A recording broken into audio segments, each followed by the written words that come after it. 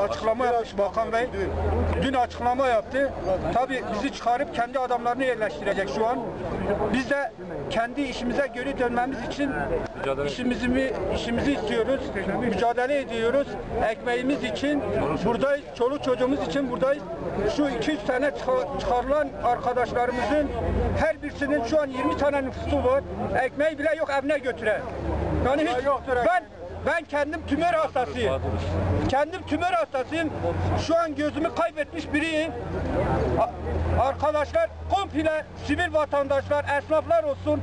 Herkes bize destek versin. Allah rızası için. Allah rızası için herkes bize destek versin. Bak ben çalışacak durumda değilim. Şu an tümör hastasıyım. Allah rızası için herkes bize destek versin. Herkes bize destek versin. Bu arkadaşımız da kalp hastasıdır. Kalbinden ameliyat olmuş. Herkes bize destek versin. Allah rızası için. Protest kalp kapağı var bende. Yani dün konuşmaya bizi çağırdılar arkadaşlar. Hepsini çağırdılar. Toplantı yaptılar. Diba Başkanımız şeriatın kestiği parmak acımaz dediler. Gelmiş onu söyleyin ama. Eğer bu şekilde olacaksa biz onu büyüklerimize bir daha bu lafı söyleyerek önce bir konuşsunlar, tartışsınlar. Bakalım bunun anlamı nedir? Bu şekilde konuşmanın anlamı nedir? Yani bu kadar işinin neden mağdur olunuyor ki ben bunu anlamadım ya. Kalp hastası niye çalışamıyoruz biz arkadaşım? 5 senedir çalışıyorum ben belediye.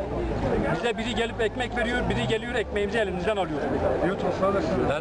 Neden buna yönelik bir yasa çalışması yok? Yani hani ben 2009'dan beri çalışıyorum. O dönemden beri sigortam full yatıyor. Dün başkan yaptığı toplantıda siz usulsüz olarak çalıştırılmışsınız dedi belediye. Biz de çalıştırırsak bizim başkanlığımız düşecek. Şu şekilde bir açıklama yaptı.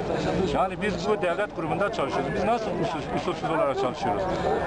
Daha önceki belediye başkanımız da başsavcıydı. Yani belediye başkanımız başsavcı, o bize işe aldı. O bizi işe aldı. O bizi çalıştırdı. Yani bu yasalar nasıl bir yasadır ki? Önceki belediye başkanı çalıştırabiliyor, bu çalıştıramıyor. Bu yasaların alt zemini yok mu yani? Hep mağdur olan biz mi olacağız? İşçi mi olacağız? Siyaset bitti, yine mağdur olan işçi oldu yani. Biz işçiyiz. Yani işten çıkarılan biziz, mağdur olan biziz. Biz işimizi istiyoruz. Bizim herhangi bir siyasi partiyle bağlantımız yok. Biz emekçiyiz, biz çalışıyoruz. Biz alın teriyle çalışan insanlarız. Biz sadece çalışıp eve ekmek parası götürmek için çalışıyoruz. Çoluk çocuğumuzun geleceğini kurmak için, kendi geçimimizi sağlamamız için çalışıyoruz. Bizim tek amacımız budur. Bu eylemin de bütün medya organlarına bu işe sahip çıkması, bizi desteklemesini istiyoruz ve bizim yanımızda yer almasını istiyoruz.